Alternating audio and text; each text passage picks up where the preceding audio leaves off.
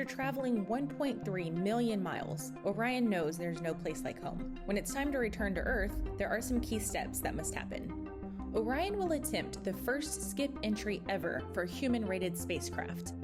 The maneuver is like a thrown stone, skipping the surface of a pond before sinking. The capsule first uses the upper part of Earth's atmosphere to reduce speed and generate lift, so it skips back out into space. After the skip, Orion will make a final re-entry, experiencing temperatures around 5,000 degrees Fahrenheit and decreasing speed significantly. A system of 11 parachutes will slow the capsule down even more before it splashes down off the coast of California. There, teams from the US Navy and NASA will inspect the capsule for hazards before it is lifted onto the recovery ship for the journey back to land. What other things about Artemis 1 are you curious about? Let us know using the hashtag Artemis. A series of 11 parachutes will be deployed in sequential fashion. A very dramatic return to Earth lying ahead for the Orion spacecraft. Our design is almost exactly the Apollo design. The shape of the mains, the shape of the drogues. The only major difference is we are bigger. Apollo weighed roughly 13,500 pounds, and we weigh 22 and change thousand pounds. And so our parachutes are larger because we have more energy to take out of the system, and our parachutes are stronger. So at a fundamental level, all round parachutes are alike. The Orion system has drogue parachutes that initially decelerate the system, and because they're deployed at a much higher velocity, they're made of ribbons.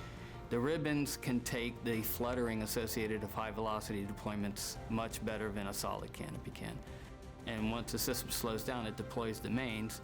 The mains are much closer to a personnel chute. They're called ring sails. The major difference would be that a personnel chute could be 28 to 30 feet in diameter, and a CPAS main is 116 feet in diameter.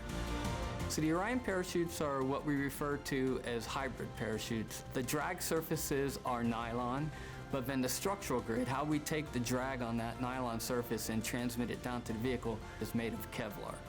And Kevlar is quite a bit stronger and stiffer, and it just completely different material than the drag surfaces are.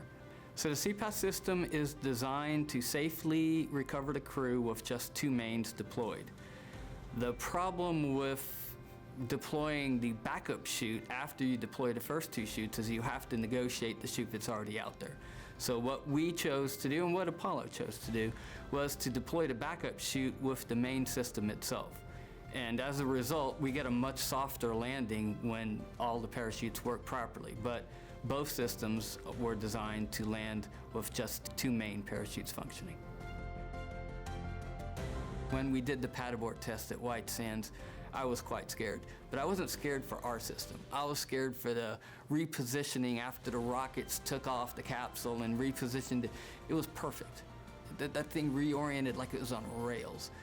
And I swear to you, this huge relief came over me when the cover came off, because I thought, wow, we're not done, but we're done. I know this system's gonna work.